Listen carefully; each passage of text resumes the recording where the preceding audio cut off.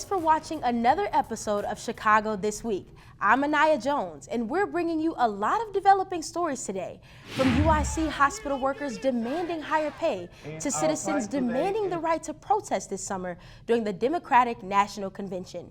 We'll introduce you to two local high school grads getting ready for their first day in the NFL. And we've got a special segment on making a difference. It's a series of stories about people who put their time, money, and energy into giving back. But we begin with the contract negotiations at the University of Illinois, Chicago. Taylor Anthony has been following this story and brings us the latest. Hi, Taylor. Hi, Anaya. The story is still developing, but UIC workers will go on strike if contract demands for pay equity are not met. I covered their practice picket rally, and their message is clear. Take a look. Shut it down! We don't get it! Shut it down! Civil service workers at the University of Illinois Hospital are ready to go on strike. UIC, you're not broke! This practice picket rally comes after 10 months of contract negotiations. Through our health, the goal is to let them know that they need to prioritize their workers because we are the backbone of the hospital and the university. Shut it down! IT support analyst Lester Coney has worked for the hospital for over 20 years. Coney says the market analysis shows they are paid 21% less than other state organizations with the same position. And that they could be 5-10% higher than what our people are getting paid. Just last month, UIC workers delivered a strike petition to University President Timothy Kylene, calling for a union contract by May 1st. No contract! No fee! Hey, Kylene, you're no good! Pay your workers like you should! We went to Springfield to take our message to the legislators to say, stand up and fight for these workers. The labor union press release says stagnant wages have resulted in short staffing, high vacancy rates, and significant gaps in services for students and patients. Speakers will call on Governor J.B. Pritzker to intervene in the contract fight. If we don't get it, shut it down! I hope to see a change, that the professionals are acknowledged.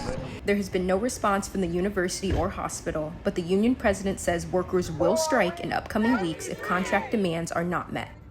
Thanks, Taylor. This summer, Chicago will be hosting the Democratic National Convention. In order to protest or rally near the event, groups will need a permit. The city isn't giving those out to everyone. Here's Kennedy Hewitt with more. Hi, Kennedy. Hi, Anaya. As of today, the city of Chicago has denied every single activist group a permit to protest outside the United Center this summer. But will that be enough to stop them? Take a look.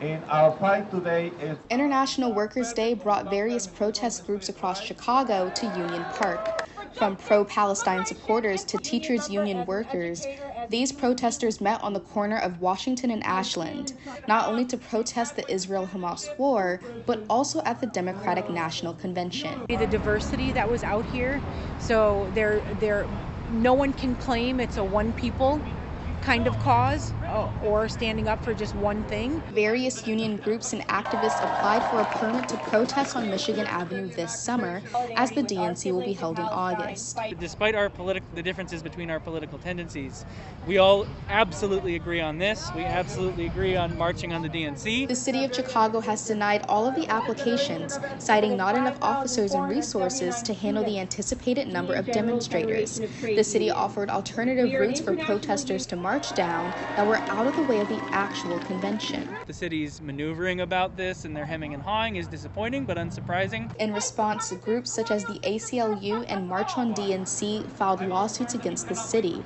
March on DNC being one of the primary organizers of this rally. Activists say they will march at the DNC, permit or not. In terms of it stopping anybody, good luck. In a press conference held in March, Chicago Police Superintendent Larry Snelling said, "We will protect all those exercising their First Amendment rights. What we will not tolerate is criminal activity." We have more on those pro-Palestinian encampments set up at local colleges. This week, we'll take you to DePaul University, but we start with the University of Chicago. Casey Clark-Malott kicks off the coverage. Hi, Casey. Hi, Anaya. The encampment was removed early Tuesday morning, and it wasn't without conflict. Take a look at these social media videos that depict several police officers tearing down tents, makeshift walls, and art from the encampment. No arrests were made, however students were moved outside the quad, though a standoff did occur between the students and university police later in the morning. Earlier this week, I visited the encampment and spoke with students and faculty as they voiced their opinions. The university is clearly scrambling incoherently and backed into a corner because it doesn't know how to reckon with a movement this powerful. After 1 week of the University of Chicago's pro-Palestinian encampment, the university has prepared to intervene. Tents popped up on April 29th and continued all week long. On May 3rd, as a counter-protest began, including a confrontation between students, President Paul Alvisato stated, "The encampment has created systematic disruption of campus.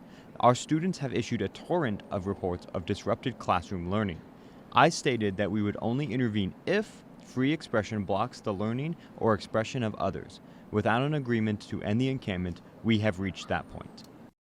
About 9:30 on Sunday night, the encampment and students were notified that their time of immunity was up at midnight. They were expecting a full raid by University of Chicago police. However, 11 hours later, nothing has happened. The encampment still stands behind me.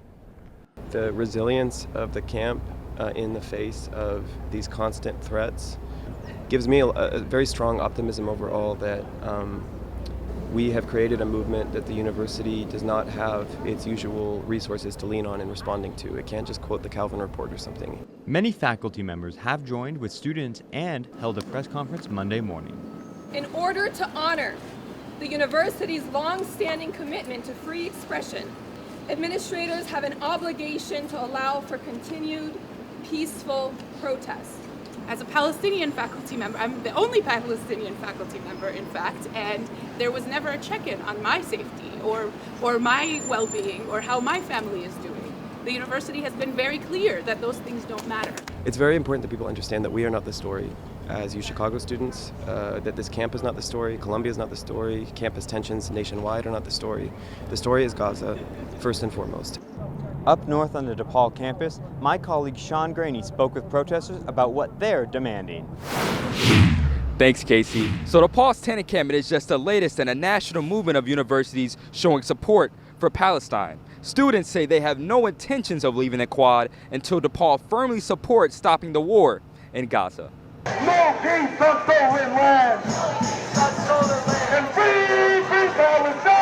Authorities watch closely as pro-Israeli and pro-Palestinian protesters exchange words.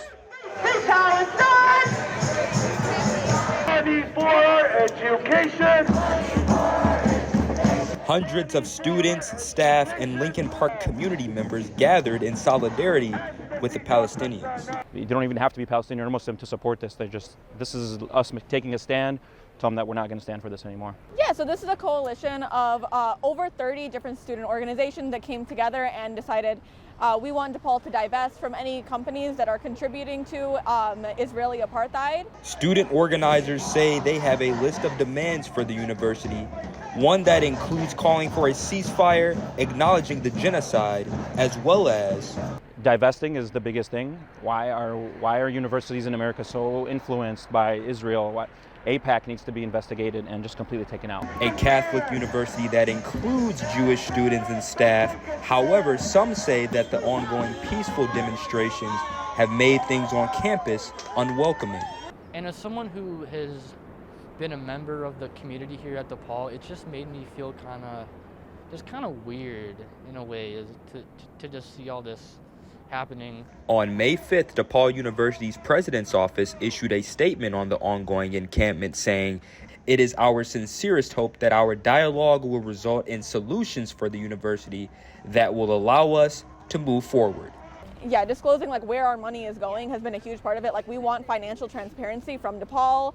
Not a penny, not a dollar. The student organizers at DePaul say they have no intentions of leaving the quad until DePaul firmly acknowledges all their demands, and the message is simple: disclose and divest.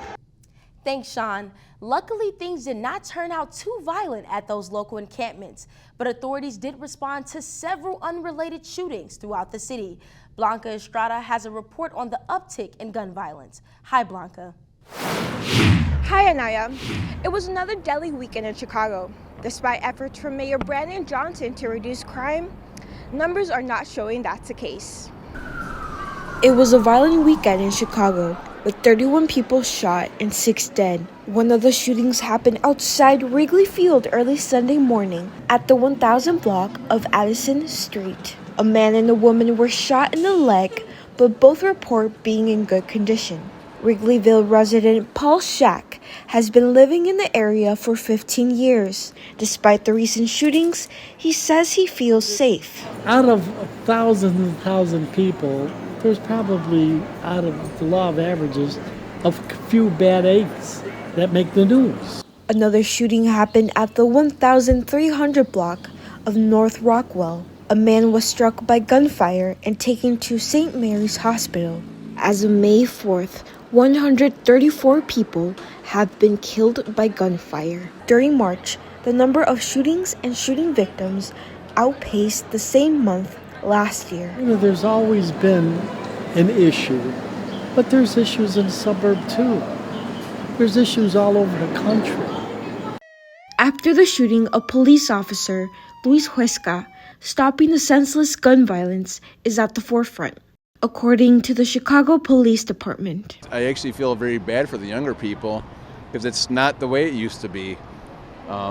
Especially downtown, you have to look over your shoulder. A partnership between the Crime Gun Intelligence Center and local law enforcement has been made to battle the ongoing gun violence in the city. Thanks, Blanca. In this next series of stories, we look at issues like homelessness, hunger, and youth drowning. But we focus on people trying to help fix those problems. Let's start with Karina Wilson and food insecurity. Hi, Karina. Anaya, food insecurity is on the rise, with many Chicagoans struggling to make ends meet. See how local nonprofits are working to solve this issue. 1 in 5. According to the Greater Chicago Food Depository, that's how many households in Chicago are facing food insecurity. It impacts the city a lot. The Greater Chicago Food Depository reported that Chicago and Cook County are facing a record number of families experiencing hunger, nearing pandemic levels. Food banks across the state are seeing similar trends. Northern Illinois Food Bank is definitely seeing an increase in need from our neighbors, and I would say it also mirrors pandemic levels, if not getting higher. The Northern Illinois Food Bank reportedly served over 80 million meals during the height of the COVID-19 pandemic. Last year, the nonprofit topped that number. In Chicago, prices are up over 3%, with cakes like these from Whole Foods nearly $30. Inflation is an issue. We've seen more people come to the pantries. Volunteers are often the backbone of food pantries, helping distribute food and help local communities. To volunteer is critical. You need the hands and you need the hours to give to these non-for-profits. Neighbors and the community members, I think the best thing that they can do is be aware that how pervasive hunger and food insecurity is in our community, and also take action. For some volunteers, it's about more than giving back. These 501c3s and C6s, they need you. They need the bodies. It's the camaraderie, and you're doing good. Why wouldn't you want to volunteer? In February, Mayor Brandon Johnson launched 2 $7 million programs with hopes of increasing food access. Back to you. Thanks, Karina. Now we meet a group of people who make temporary beds for the homeless in a really creative way. Haley Samples has this report. Hi, Haley. Anaya, this may look like an everyday plastic bag for shopping, but an organization in the city found a way to give it a new purpose. When you don't have much, share what you can, and when you have more, give more. A philosophy that sisters Patricia and Sean Duck have used to create a community that gives back. You know what I mean? Based out of the south suburbs, Bags and Mats for Those in Need meets every Wednesday. They craft mattress pads out of plastic bags for the homeless. All you do is loop it around, keep looping, and you come back the same way. And then when you pull it through, it locks it in, and that's how you get the weave. The sisters grew up in the housing projects of South Deering with 6 siblings. They say that their late mother set an example of how to be selfless. One time I saw her take a pair of shoes off her feet to give to a woman who was living on the street that had no shoes nor socks. It all started with their comfort bags, a care package full of snacks and toiletries for those in need. But Sean got the idea for the mats when picking up donation materials from a neighbor. She said, oh, by the way, this is for your comfort bags, but are you familiar with sleeping bags for the homeless? And I had never heard of it. But now they've made it into their own. It takes nearly 12 hours of looming and 700 plastic bags to create one mattress. Probably made and delivered over 200. A need that affects more than 68,000 Chicagoans faced with homelessness. Volunteers said they like to keep a spare mattress in the car, so they always have one ready to hand out. I saw a homeless man the other day in Munster, Indiana, and I was so mad my mat wasn't finished because I would have stopped and given it to him. While they enjoy making a positive impact on people's lives, volunteers say it goes both ways. I feel as if I'm receiving way more than I give, so it's been a blessing. The Duck sisters say they hope to see other people throughout the country start a BAM organization for their community. From Hedgewich, Haley Samples, Chicago This Week. Thanks, Haley. You all have heard the warning. Watch your kids around the water. Well, a local group wants to go beyond that. Their mission is to teach kids how to swim for free. Take a look. With summer approaching and temperatures on the rise, kids can't wait to splash in their local swimming pools. Learn Excel Charter and the Martin Luther King Jr. Boys and Girls Club partnered up to ensure water safety this summer. Someone on the board knew someone in the BGC, and our CEO was like, oh, well, let's get our kids into swim. And so that's how it kind of came about. The swimming program piloted in the spring of 2022, where students K through 6th grade receive free 8-week-long swimming lessons. The partnership helps provide enrichment opportunities and teach life-saving skills. Most kids often like water, but they don't know how to swim or they don't know how to survive in water, especially African-American children. According to the USA Swimming Foundation, 64% of African American children and 45% of Hispanic children have little to no ability to swim.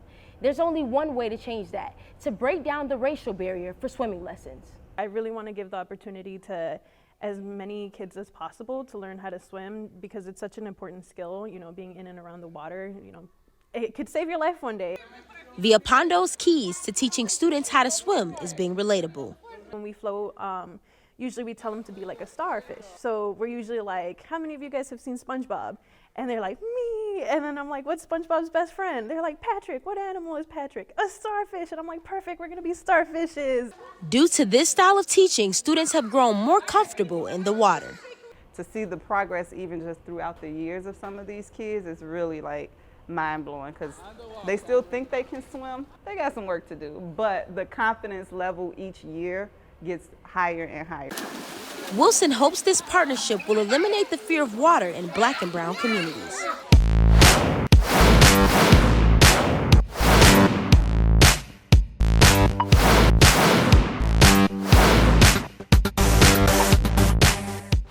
It's time for Chicago This Week Sports. I'm Caleb Nixon. Bears fans are still talking about the NFL Draft. With top picks Caleb Williams and Rome Odunze, fans are excited. This week, we focus on another new player who grew up in the western suburbs. As a young boy, he'd watch the Bears on TV and dream of being on the team. Mary Grace Grable joins us in studio now. Mary Grace, you have a few things in common with the new offensive tackle, don't you? Yes, I do, Caleb. We're actually from the same hometown. We are both Hinsdale Central graduates, and Karan Amagaji captured the attention of his coaches back in high school, taking his talents to Yale and now to the Chicago Bears. Take a look. Are you in Hinsdale right now? Yes, sir. You want to be a Chicago Bear? I'd love to. Yale's offensive lineman Karan Amagaji is making his way back to Chicago after being selected in the 3rd round of the NFL Draft.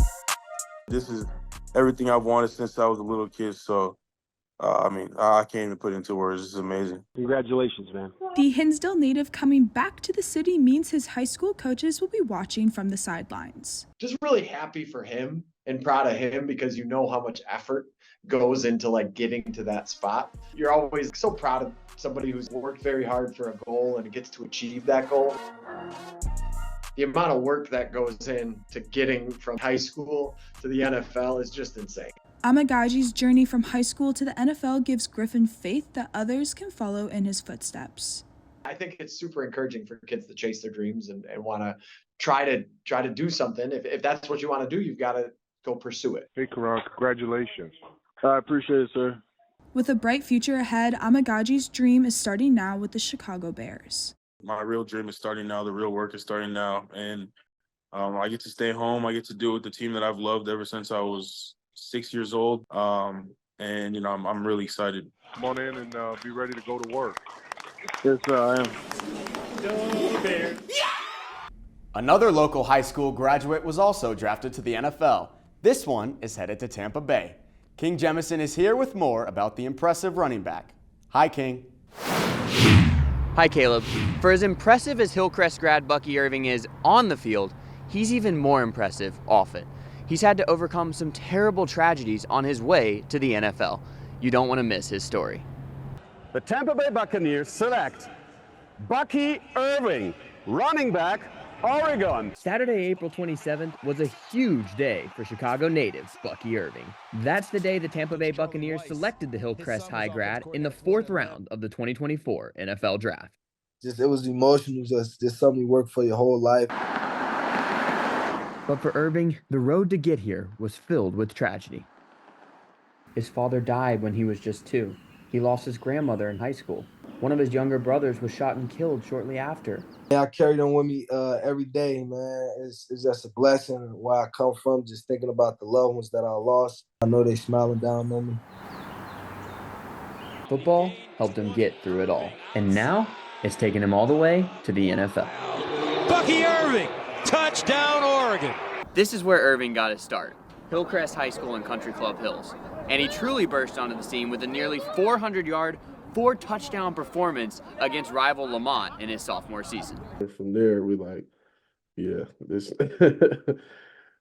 kid's going to be something. So He certainly was, making plays throughout his high school career that even his coaches couldn't believe. It was just a highlight that, you know, you won't forget. If you were there, you never forget it. Irving became one of the highest-ranked recruits in the state. He started his college career at Minnesota. After a strong freshman season, he transferred to Oregon and became an all-conference player there. Bucky Irving down the sideline. Touchdown Oregon. But even now, as he's headed to the NFL, he won't forget his hometown. I just wanted to be the guy from the south side of Chicago to set the example for the kids back at home and show them like it's real capable if you put the time and work into it. For Chicago This Week, I'm King Jemison. Thanks, King. Before we turn our attention to the Summer Olympics in Paris, we want to highlight the Special Olympics here in Chicago. The games kicked off this week, and our Nicole Herzog was there. She joins us now in the studio with more.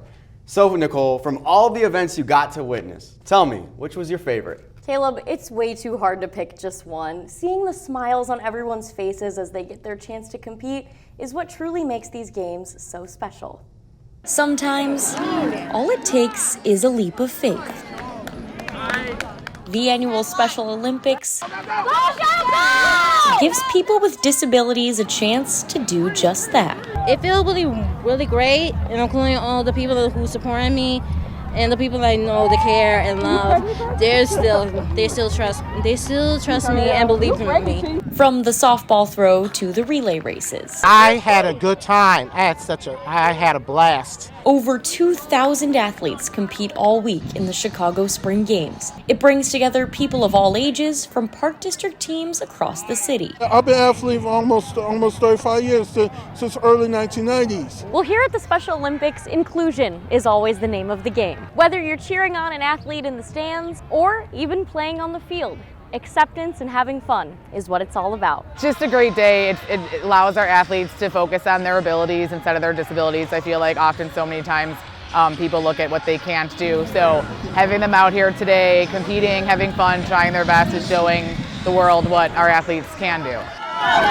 And even though winning a real medal feels pretty good, I'm the strongest shot put in all time. Focusing on those abilities means that no matter who wins, everyone gets to be a champion. As long as I just keep doing my best, have some fun. That's all there is to it. That's something everyone can be a good sport about. Thanks, Nicole. There's been a lot of talk about new sports facilities in Chicago.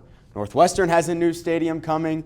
The Bears recently launched yet another stadium proposal. This one would cost the city billions, but at least it would have a great view of the skyline. And not to be left out, DePaul University has released plans for a new athletics center.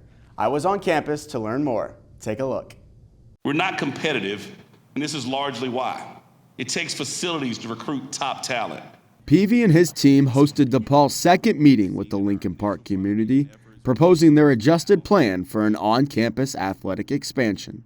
I also have an equal responsibility as vice president to be an advocate for the entire university and our Lincoln Park neighbors, which is why I know we must raise 100% of the funds for this project from corporate gifts and private donations. Those funds are roughly $60 million, which includes knocking down these 5 buildings at the northwest corner of Sheffield and Belden. Although there was push from both sides, Alderman Toomey Knudsen of the 43rd Ward did announce where he currently stands.